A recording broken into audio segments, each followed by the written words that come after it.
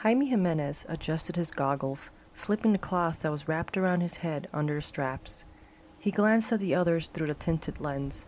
12 in total. They were waiting for his command, a gesture to move forth into the scorching light. He jabbed his finger in front of him, and the group stealthily moved forward, dipping their heads from the sun. Each wore a uniform that protected them, yet they couldn't stay out for too long, or they would die. Scraping alerted Jaime and his crew. They hid behind turned-over cars and remnant of walls. From behind a car, he peered over to where the sound came from. It was one of the lizards, and it was alone. Sniffing the arid air, it lashed its tail back and forth. The lizard hopped onto a pile of rubble. It turned in a circle and hissed. Jaime knew that the lizard sensed their presence. Getting the attention of the others, Jaime gesticulated his plan of attack. His people would have to encircle the creature. He watched as part of the crew stepped into a crumbled building. They headed out the other side. Jaime glanced back at the lizard. It had jumped down and was approaching slowly in his direction. Catching sight of the few tightening the circle, Jaime left his hiding place. The lizard snarled and curled its talons, rising on its hind legs to spring. Jaime pointed his weapon towards its head and fired. A cacophony of shots rang out as all of his crew fired upon the lizard. It shrieked, not knowing who to pounce. 2 of the fighters flung themselves to the ground as the lizard plowed into them. The lizard darted off on 2 legs, a cloud of dust and blood following its wake. The 2 that dropped to the ground gathered themselves up quickly, while the others slapped at their bodies, trying to relieve them of the hot dirt. We need to follow it back to its lair. Jaime told the group. It will alert the others of our approach. With a clipped nod, the few most nimble of the group dashed off after the injured lizard. Jaime brought up the rear with the last remaining. He couldn't tell what time of day it was. He only knew that it would be setting shortly, and it didn't matter since he and the others weren't sure if this would be the last time they saw the bright light of day. Jaime and his crew trained for a year. Having been special ops, he molded them into a tight, lethal team against the lizards. They were young and old, women and men, a varied group with one thing in common. They had no one left besides themselves. Jaime chose them for that exact reason. They were responsible for taking out the lizard's lair and their queen, a one-way trip to the bowels of hell. Underneath the layers of clothes, Jaime wore sweat like a fitted glove. It barely kept him cool. Slowing down, he grabbed his dented water bottle from his hip holster and dragged at the spout. Some of the crew passed him and flanked out to kneel behind a large detritus. Among the swirling sand and heat, Jaime could see that the smaller group had caught up with the beast in the corner of a half wall. Signaling to the others nearby, they took off individually to assist. The lizard hissed and lashed as blood dripped from the bullet hole wounds on its abdomen.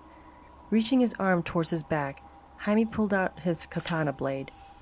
One of his crew members noticed and taunted the beast. With the lizard distracted, Jaime sprinted forward and drove the blade across its neck. He dipped to the side as blood sprayed like a sprinkler during summer. It sizzled on the ground as if acid had rained. From here on out, we use our hush weapons, Jaime said as he wiped his katana. Each pulled out a sharp tool, an axe, a machete, a sword. They glinted fiercely under the waning sun. Huddled behind boulders in a deep valley, Jaime and his crew waited as the sun slipped into a soup of pink and purple clouds. The earth gave off a scent of toasted dirt and lizard musk. They were not too far from the entrance of the lair. The group began to remove their goggles. Jaime scanned their eyes for fear, yet there were none. After losing everything, what was there to fear? Not death. At least not for Jaime. He only wished it to come for him quickly. It was always in the back of his mind, festering like an open wound. After all he had seen during his years in combat, he was numb from the killing and the dying. He witnessed many civilian deaths and held on to his comrades as they slipped away in his arms. The world had gotten plagued by civil wars, and he was sent to every single one. When the news came of the impending end of the world, Jaime thought it was the best thing that could have happened. He hadn't expected to live, or to continue to. He had found a purpose now, to help the world start over. Blinking out of his reverie, Jaime surveyed the burrowed tunnel. It lay about 50 feet from where they hid. The opening was wide enough to fit a utility van, big enough to fit the lizards and their queen, a massive creature that laid eggs once a year. Jaime couldn't recall at what time of the year, since the last remaining scientist that was trying to study them was killed. All right. Does anyone have anything to say before we go in? Jaime asked. It was a ritual he began on his first combat mission. One of them raised his hand slowly. Yes, Isaac. Jaime said. Isaac lowered his covering over his mouth and turned to the person beside him. Robert, I just wanted to say that I love you, and that if it weren't for you, I would have killed myself on that day you found me, after the meteor. I live because of you. Isaac said as his last words quivered on his lips. Robert took hold of Isaac and embraced him tightly. Some of the others sighed. For a brief moment, Jaime felt that he was at a family gathering where everyone he cared about spoke to each other with love. He rubbed at his eyes as he realized he didn't have anyone to talk to like that. A hand touched his shoulder, and he glanced at the person it belonged to. Angelita. Jaime breathed. Jaime. She said, leaning over to hug him. Then he remembered.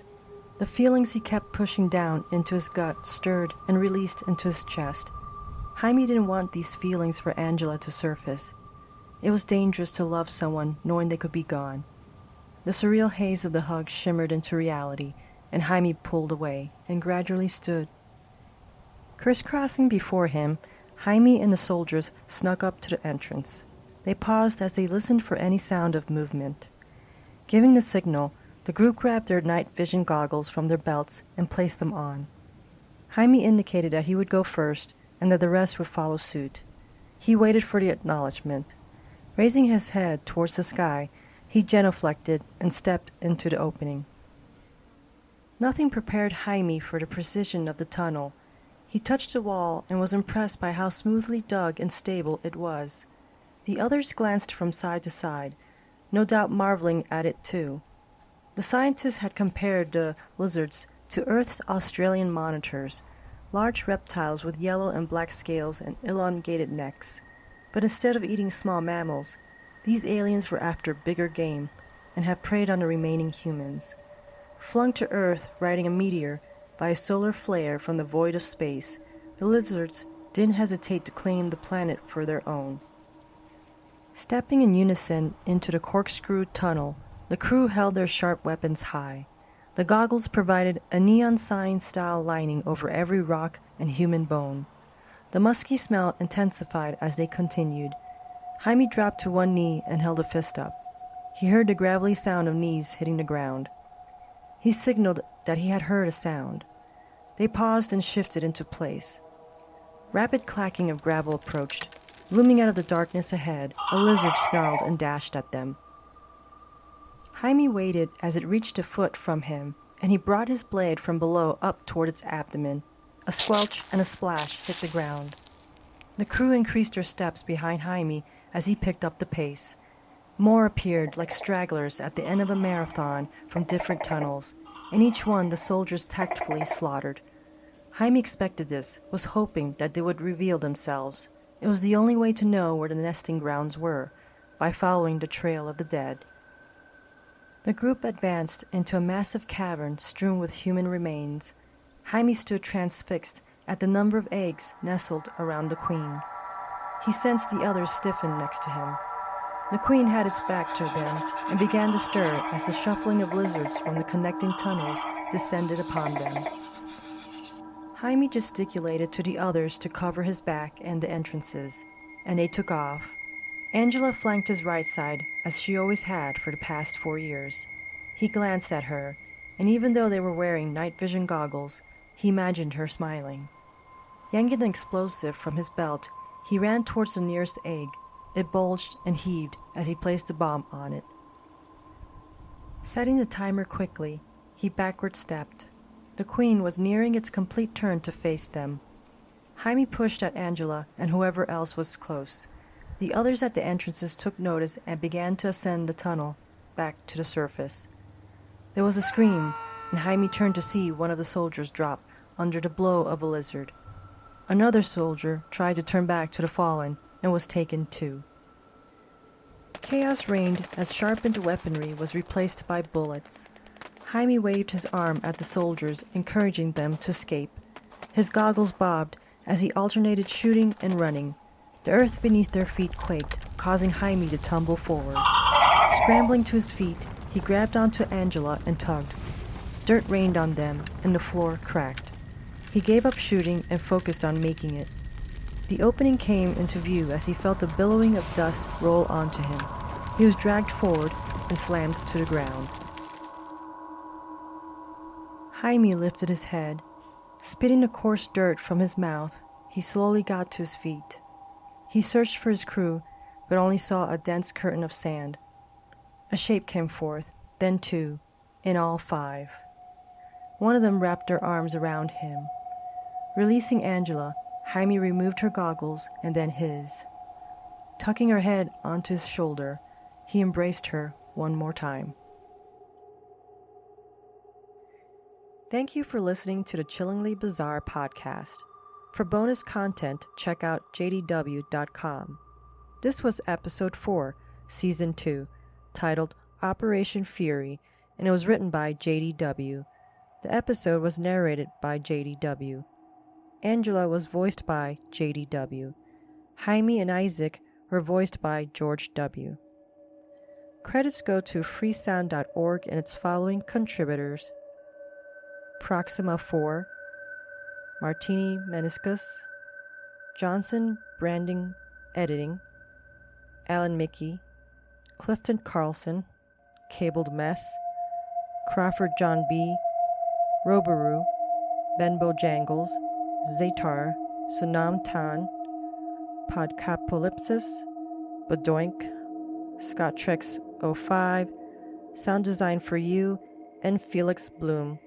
Please leave a review on the Spotify app or anywhere else you listen to the podcast.